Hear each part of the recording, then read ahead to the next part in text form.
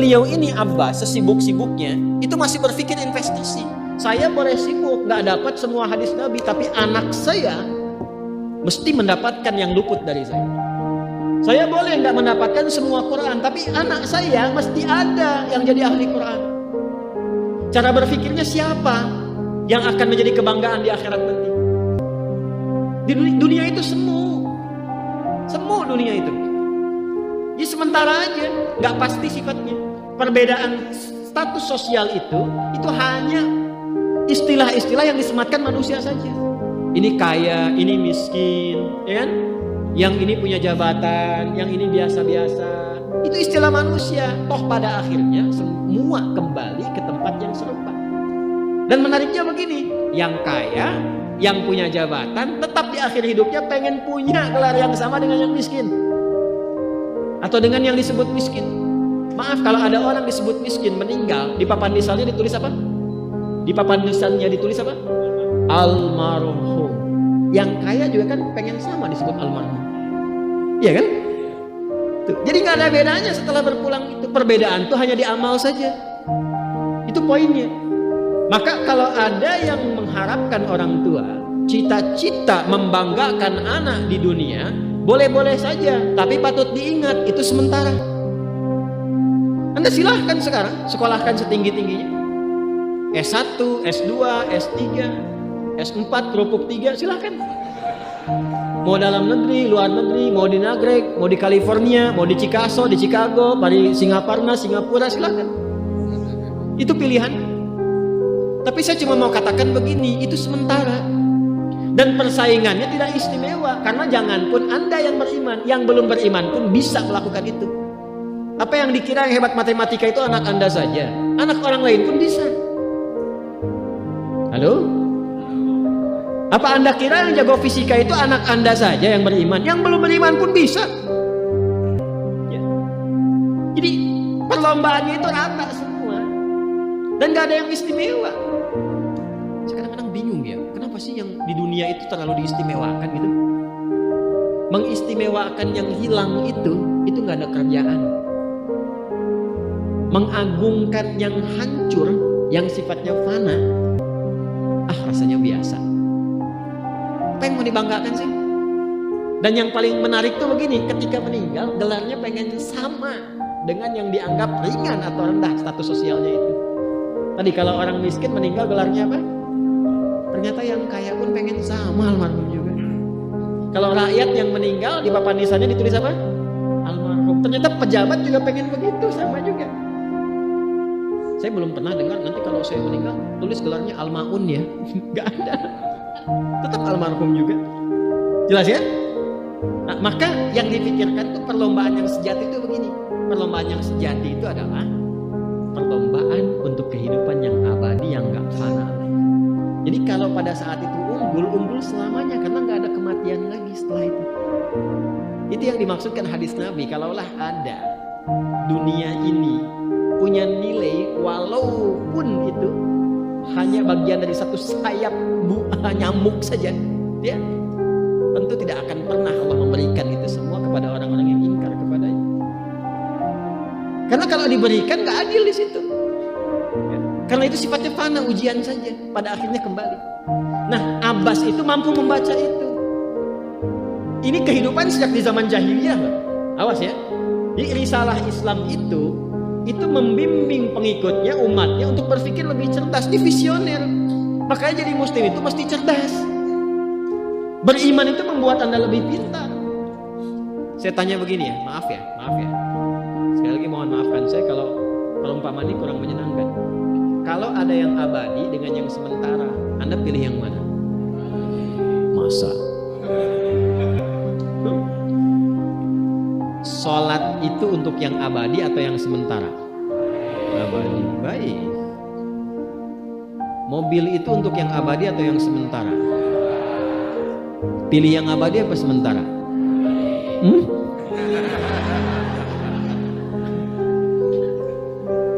Di Kiai itu ada mobil Innova tuh. Siapa yang besok memilih tidak sholat subuh? Pilihannya pilih Innova atau pilih sholat subuh? Yakin? Yakin? Kalau saya pilih Innova dipakai untuk mengantarkan sholat subuh. Nah, itu lebih bagus. Ya. Jangan dipotong sampai situ ya. Ya bisa aja kita pilih Avanza, bisa pilih Ferrari, bisa pilih Pajero ya. Awas yang punya pabrik Innova, Anda potong, royalti kena.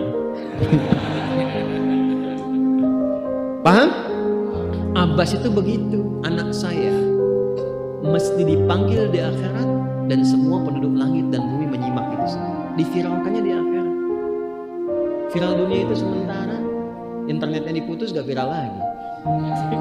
Kadang-kadang yang viral kemarin kan sekarang nggak ada lagi, ya kan? Yang viral tahun lalu sekarang sudah nggak ada, ya kan?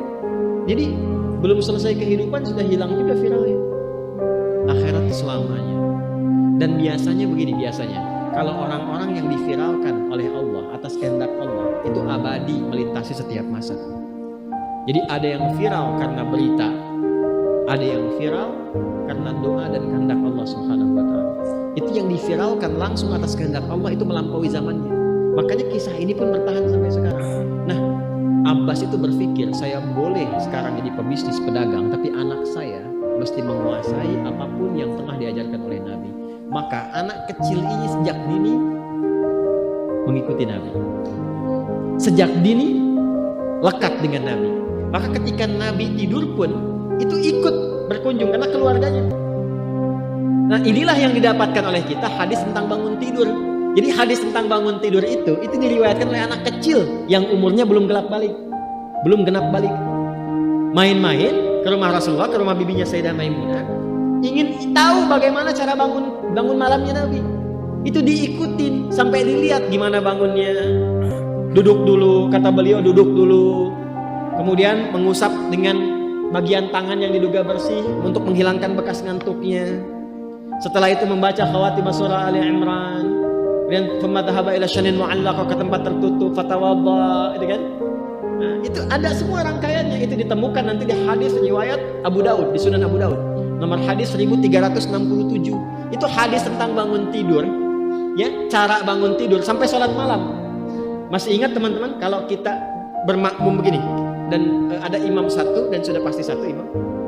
Okay. Makmum berapa? Satu boleh? Boleh. Dua boleh? Tiga boleh? Empat boleh? Jadi imam berapa? Makmum? Empat. Laki-laki imam makmum? Imam, baik, bagus ya. Nah, dan imam kan laki-laki. Kalau perempuan, imam untuk perempuan kan? Laki-laki untuk perempuan dan untuk laki-laki. Fokus ini. Kalau satu begini, satu laki-laki, kemudian di belakang laki-laki. Ini kan posisinya boleh sejajar kan? Ya kan? Yang imam ini, makmum ini kan? Tadinya di belakang, tarik begini sejajar. Ini yang meriwayatkan anak kecil yang belum balik itu. Itu riwayat Ibnu Abbas. Satu paket. Termasuk sholat kemarin kan kita tarawih kan, sholat malam yang dua rakaat itu kan, ya, sholat malam yang sampai 11 itu tambah khafifatain 2 itu riwayatnya ini. Yang sholat tahajud malam yang 11 rakaat tambah khafifatain 2 itu riwayatnya ini. Tutup dengan witir 1 rakaat. Itu anak kecil yang meriwayatkan. Dan tahukah Anda, sepeninggal Nabi SAW, Abbas bapaknya ini hafal 200 hadis, anaknya Abdullah hafal 2000 hadis. Itu caranya. Anda di sini ada yang diplomat, yang di kantor, yang taruhlah berdagang misalnya, ibu rumah tangga, ya, dan sebagainya. Boleh, nggak apa-apa. Saat ini kita mungkin belum maksimal, tapi jangan biarkan ada satu di antara anak keluarga kita yang tidak jadi kebanggaan dia. Tolong ya, tolong pulang dari sini dilihat anak Allah titipkan kepada saya berapa anak. Tolong siapkan jadi kebanggaan akhirat. Satu aja jadiin ahli Quran. Untuk pelita di rumah tuh, penghilang kesedihan, penghilang kegelisahan, mendatangkan semangat. Itu demi Allah saya katakan, gak ada yang paling indah kecuali saat ayah pulang ke rumah. Tiba kemudian dia melihat anaknya yang kecil sedang murajaah. Amma yatasaalun. Bahkan surat yang bapaknya sendiri belum hafal. Jangankan pulang ke rumah, Anda sedang mau rapat, dikirimi video anak Anda 3 tahun membaca surah Al-Ikhlas, itu hati tenang. Itulah Quran. Itulah Quran. Maka belajar dari Ibnu Abbas ini, apa yang terjadi? ketika orang tua mampu memfasilitasi anaknya demikian, sekalipun orang tuanya tidak mencapai apa yang diraih oleh anak, tapi orang tua mewarisi setiap pahala yang dihasilkan dari anak itu. Karena itulah setiap hadis yang diriwayatkan oleh Abdullah kecil ini, Ibnu Abbas, maka semua doa tersambung bukan hanya untuk beliau tapi juga untuk keluarganya, untuk orang tuanya. Karena itu kalimatnya bukan radhiyallahu ta'ala anhu tapi anhuma, untuk Abdullah dan bapak.